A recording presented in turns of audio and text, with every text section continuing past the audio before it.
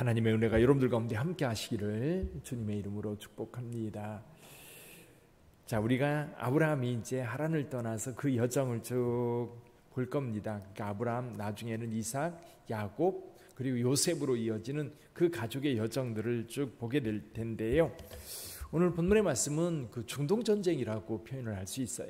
중동은 늘 화약고라고 그러죠. 여전히 지금도 전쟁이 지금 진행되고 있는 상황이고, 여기에 처음 이제 전쟁이 나는 모습을 그려주고 있습니다. 이 전쟁 이야기를 통해서 우리는 몇 가지 교훈을 얻을 수가 있지요. 자, 우선 동방에 시날 하면 바벨론 지역을 얘기합니다. 지금으로 말하면 이라크 지역이죠. 바벨론의 티그리스 강과 유브라테스 강이 흐르는 그 중간 지역, 그 넓은 평지를 시날 평지라고 합니다. 우리가 그 노아의 후손들 가운데 많은 사람들이 동방으로 옮겨가다가 시날 평지에서 뭘 했지요? 바벨탑을 쌓습니다. 그러니까 이 지역에 문명이 많이 발달했고, 그리고 일반 역사에서도 세계 4대 문명 지역이 바로 이 시날 평지입니다. 그러니까 이제 애굽의 나일강 유역, 여기 티그리스 유프라테스 강 유역, 인더스 강 유역, 그리고 이제 중국의 황강 유역을 4대 문명 발상지라고 이야기하는데, 바로 여기가 그 중에 하나, 시날 평지입니다. 그때 당시에는 대제국이 형성되어 있지 않고 여러 나라들, 그러니까 한 성이 있으면 그 성이 한 나라인 거예요. 거기에 왕이 있는 거지요. 그러니까 여기 네 왕이 있습니다. 시날 왕 아므라벨, 엘라살 왕 아리오, 엘람 왕 그돌라오멜, 고임 왕 디달. 이게 네 왕이 연합을 해서 서방 쪽에 있는, 서쪽이죠. 그러니까 이 시날 평지에서 서쪽 지역으로 오면서 서쪽 이제 아프리카 지역으로 내려가는 그 중간 지역에 있는 왕들과 싸웁니다. 여기 이제 이 시딤 골짜기라고 되어 있는데, 지금 현재 그 염해 사해바다지요. 그러니까 요단 계곡, 아라바 계곡입니다. 아라바 계곡 쪽에 있는 성들, 5성에 있는 성주들과 모여서 이 동방에서 온 네 왕이 싸우는 겁니다. 근데 동방에서 온 이 왕들이 그냥 거기에 단순히 도착한 게 아니라 오면서 여러 지역을 점령하고 왔어요. 어디까지? 아말렉과 그리고 에돔 지역에 있는 지역까지 다 휩쓸면서 와서 이제 염해 시딤 골짜기에서 이제 전쟁을 벌이게 된 겁니다. 근데 그 전에 14년 전에 이 엘람 왕 그돌라오멜이 이곳에 쳐들어왔었던 겁니다. 그래서 이 지역을 다 점령하고 지배해서 이 지역 왕들이 엘람 왕을 섬겼던 겁니다. 13년 때 배반을 했고 14년째 다시 엘람 왕 그돌라오멜이 그 지역에 있는 왕들을 소집해가지고 연합해서 여기에 쳐들어왔던 거죠. 근데 이 동방에 있는 왕들이 굉장히 강했던 것 같습니다. 여기 시딤 골짜기에 5 왕들이 연합했지만 감당해내지 못했어요. 여기 10절에 보니까 시딤 골짜기는 역청구덩이가 많은지라 소돔 왕과 고모라 왕이 달아날 때에 그들이 거기 빠지고 그 나머지는 산으로 도망합니다. 이 전쟁의 결과 소돔과 고모라의 모든 재물이 다 빼앗기고 사람들이 다 포로로 사로잡히고 말았어요. 근데 중요한 게 뭐예요? 거기 누가 잡혔어요?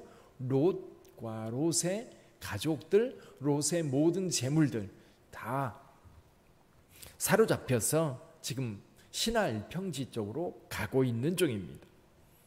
이 소식을 이 히브리 사람이었던 아브라함에게 알립니다. 여기 히브리라는 말이 처음 등장하는데요. 원래 히브리라는 말은 떠돌이라는 말입니다. 떠돌이. 그래서 아마도 아브라함도 먼 곳 타 지역에서 왔기 때문에 그 지역 사람들에게는 히브리, 떠돌이였던 거예요. 이 아브라함이 그 이야기를 듣자마자 평소에 준비했던 318명의 장정을 데리고 이 군사들을 쫓아갑니다. 지금 여기 지금 아브라함이 머물고 있는 곳이 어디냐면 헤브론입니다. 헤브론은 왕의 대로에서 가장 남쪽이에요. 그렇죠? 가장 남쪽, 물론 더 밑으로 내려가면 부엘세바가 있는데 산지로서는 이 헤브론이 이제 산지 남쪽에 있는 편이었어요. 헤브론, 베들레헴, 예루살렘, 베델, 실로, 세겜, 그리고 사마리아, 더 올라가서 도단, 그리고 쭉 올라가서 갈릴리 지역을 지나서 제일 끝까지 올라가면 단입니다. 근데 어디까지 쫓아갔어요? 단까지 쫓아간 거예요. 굉장히 먼 거리입니다. 그런데 단까지 쫓아갔는데 거기서 그들을 칠 때에 어디까지 가느냐 하면 이 다메섹 인근까지 쫓아가서 완파시킵니다. 완전히 그들이 다시 일어나지 못할 정도로 완전히 파괴시키고, 그리고 그들이 탈취했던 모든 것, 재물과 사람들 다 이끌고 돌아오게 되지요. 돌아오는 길에 두 사람이 아브라함을 영접합니다. 첫째 사람은 이 소돔 왕입니다. 소돔 왕이 나와서 그들을 맞이하고 또 한 사람이 와서 맞이를 하는데 살렘 왕 멜기세덱이라고 하는 사람입니다. 이 살렘 왕 멜기세덱에 대한 이야기는 시편에 한번 나오고요. 그리고 제일 뒤에 히브리서에 이 멜기세덱에 대한 이야기가 나옵니다. 근데 멜기세덱은 어디 출처가 없어요.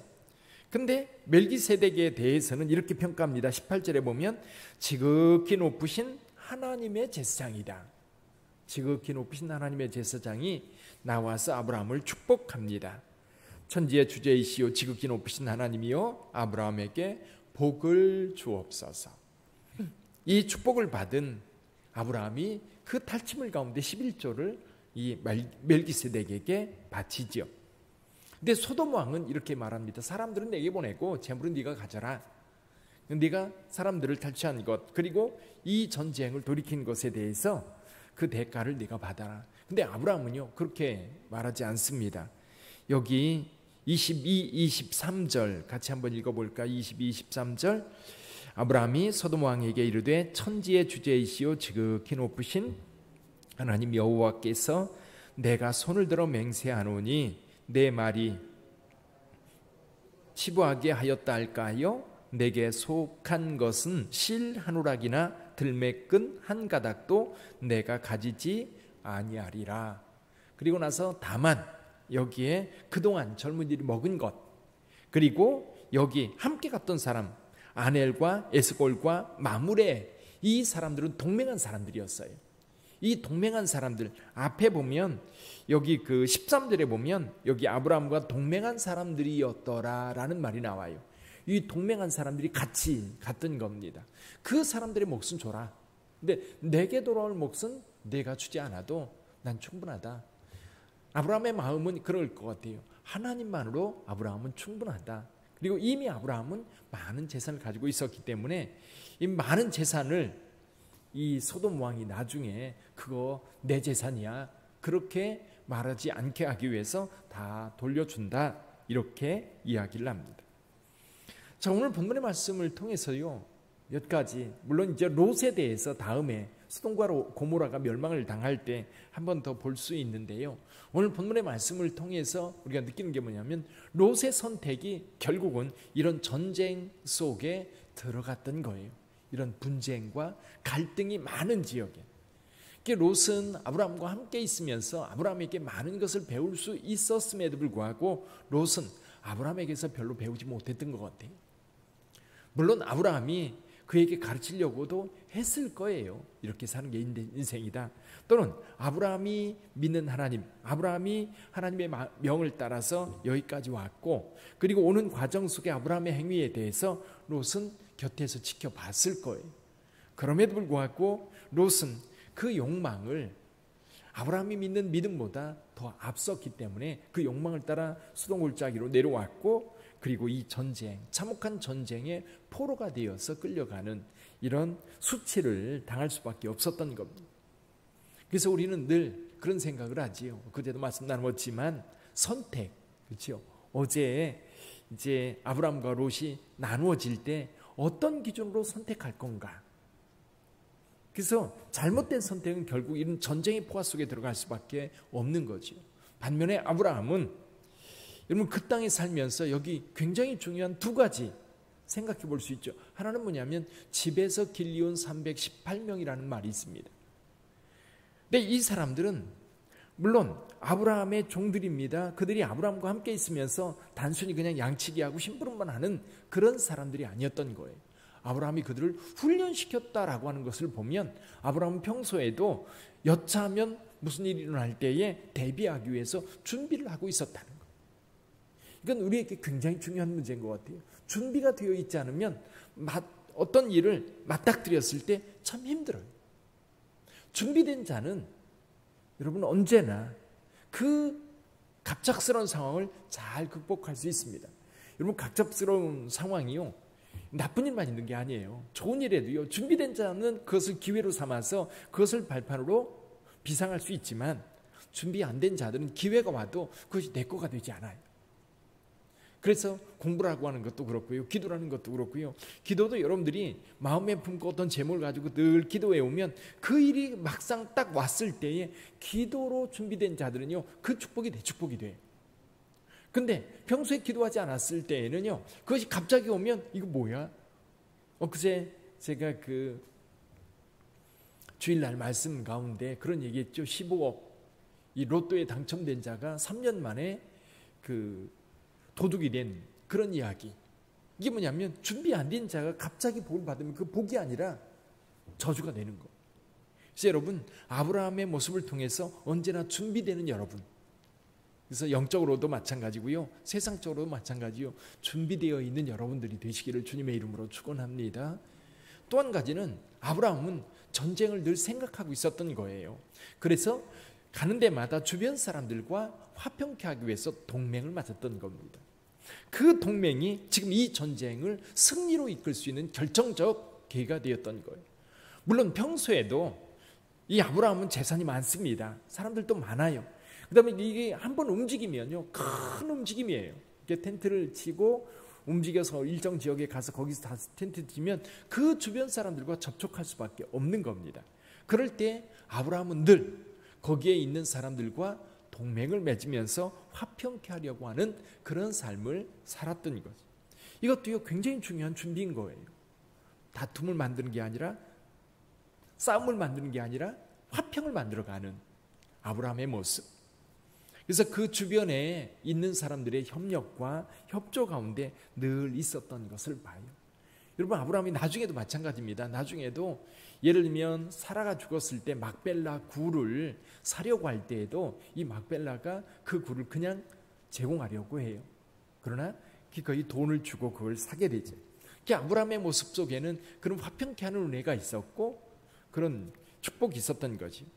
근데 그거는 단순히 아브라함에게서도 찾을 수 있는데, 그 원인을요, 또 한 가지는 하나님의 돌봄이에요. 하나님의 도우심. 우리는 노력합니다. 우리가 할 수 있는 것은 열심히 노력하지만 실제로 크게 하나님이 도우시는 것은 여기 전쟁에서의 승리고요, 또 한 가지는 주변 사람들과의 화평입니다. 사실 생각해 보세요. 이 신할 땅에 네 왕이 연합한 군대와 한 개인이 소유하고 있는 사병들이 전쟁에서 어떻게 사병들이 이깁니까? 근데 15장 내일 넘어가면요, 아브라함이 굉장히 두려워해요. 왜냐하면 그들이 다시 전열을 가다듬고 이게 누구야 하고 쳐들어온다면 아브라함은 감당할 수 없거든요. 이게 아브라함이 기습해서 그 전쟁을 승리로 했지만 만약 정식으로 이렇게 대치해서 싸운다고 한다면 아브라함은 이길 수 없습니다. 그러니까 이 전쟁의 승리도 역시 하나님의 도우심이라는 거예요. 멜기세덱을 통해서 하나님께서 승리케 하셨다고 하는 것을 분명하게 이야기해. 20절에 보면 너희 대적을 내 손에 붙이신 지극히 높으신 하나님. 무슨 뜻이에요? 이 전쟁의 승리 누가? 하나님께서 승리하게 하셨다. 저와 여러분들의 삶에도 하나님의 승리가 있는 줄 믿습니다. 그래서 오늘 두 가지 염두에 두시오. 하나는 뭐냐면 우리 일상 속에 우리가 준비할 수 있는 것들은 철저하게 준비가 해야 된다. 이런 준비가 없으면 위기 때에 대응하기 어렵고요, 축복의 기회가 와도 축복을 기회를 그 축복으로 삼을 수가 없어요. 반면에 하나님의 도우심이에요. 우리가 세상을 살아갈 때에 여러분들도 지금까지 살아오시면서 이건 진짜 하나님의 돌봄이다, 하나님의 은혜다, 하나님이 아니면 이런 은혜를 내가 맛볼 수 없다, 그렇게 생각되어지는 것들이 의외로 많을 거예요. 그거예요. 이것이 합쳐질 때 우리의 삶이 복된 삶이 되는 거예요. 은혜의 삶이 되는 거예요. 그래서 오늘 또 아브라함이 받았던 그 복이 여러분의 복이 되기를 주님의 이름으로 축복합니다. 기도하겠습니다.